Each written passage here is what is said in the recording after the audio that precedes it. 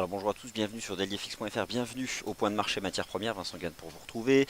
Nous sommes le lundi 17 octobre, une nouvelle semaine s'ouvre avec deux points d'orgue sur le plan des fondamentaux. L'inflation aux États-Unis attendue en nette accélération et justement il y a un rapport avec les matières premières, donc on peut en parler dans ce point matières premières. Et surtout la Banque Centrale Européenne ainsi qu'une conférence de presse de Mario Draghi. Alors, le facteur cadre actuellement du marché reste la hausse du dollar américain, la remontée générale des taux d'intérêt, et donc forcément sur les matières premières un impact direct du dollar US.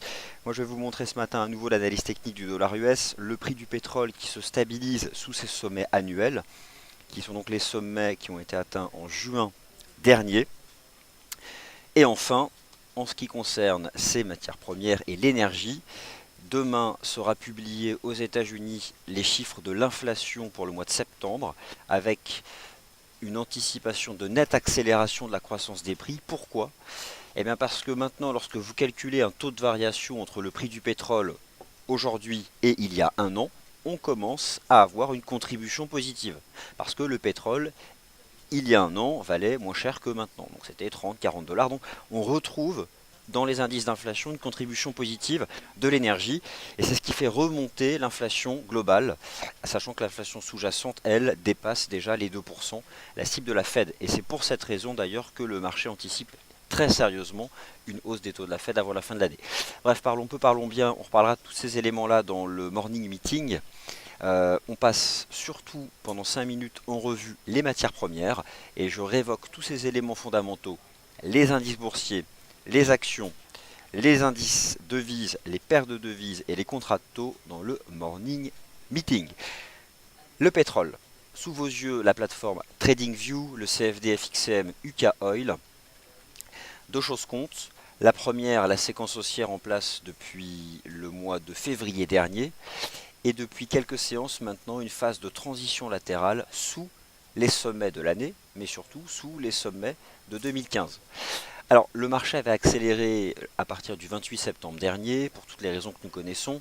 L'accord qui est intervenu entre l'Iran et l'Arabie Saoudite, les deux plus gros pays producteurs de pétrole au sein de l'organisation des pays exportateurs de pétrole, sachant qu'à côté de l'OPEP, vous trouvez les États-Unis et la Russie. Et ce qui a entretenu la hausse du pétrole, c'est le fait que la Russie souhaite s'associer à cet accord qui est propre à l'OPEP.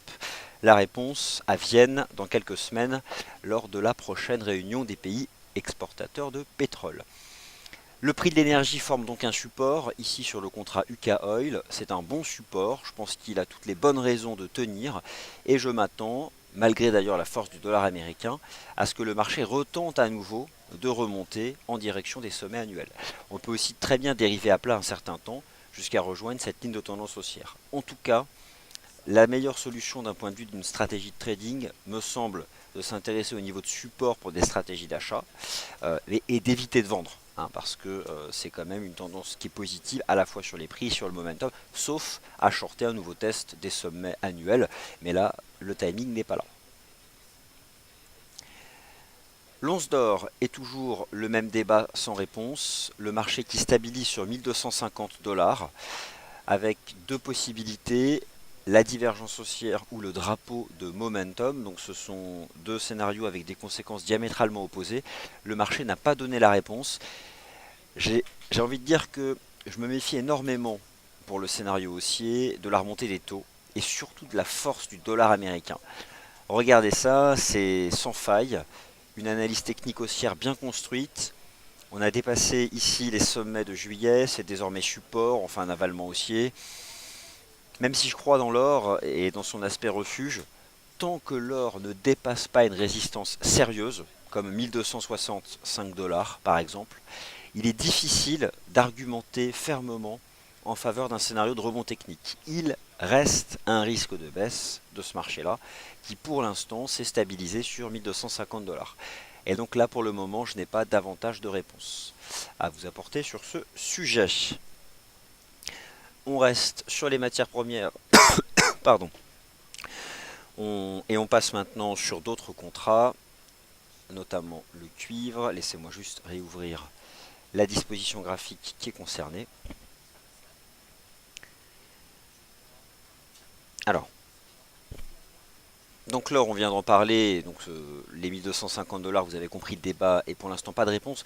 Je vais vous donner deux bornes de prix qui vous donneront la réponse. Vous pouvez vous contenter, façon de parler, d'une clôture H4, un support à 1250 et une résistance à 1265 $. Ce qui vous fait un range de 15 $. La première clôture H4 en dehors de ces bornes vous donnera le signal de trading directionnel. D'ici là, vous pouvez trader les oscillations du range ou ne rien faire si vous n'êtes pas trader de range et attendre la reprise d'une phase directionnelle. Donc ça, vous avez le choix, mais ce qui importe, c'est de connaître ces bornes graphiques. Le gaz naturel, eh bien permettez-moi de dire, objectif atteint, c'est fait. Depuis plusieurs semaines, je vous propose de viser 3,34 $. Ce niveau noir, horizontal. Le marché a atteint ma cible le 13 octobre. C'est désormais chose faite. Et maintenant, on dérive à plat, on fait un retracement. Ça commence à diverger. Prenez vos bénéfices si vous avez été à l'achat sur le gaz naturel. Alors, je pense que... Donnez-moi quand même l'opinion sur la qualité du son, parce que je me demande si je l'ai bien ajusté.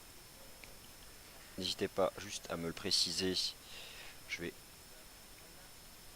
Ah, ça doit être un peu mieux comme ça, mais dites-le moi. Et enfin, donc le pétrole, on en a parlé des ranges, achetez plutôt les supports. Le cuivre, c'est la neutralité la plus totale, il n'y a rien à dire. Voilà, ainsi s'achève le Commodities Market Report. On fait un point global macro, indice boursier et la totale dans le morning meeting dans 21 minutes. Merci.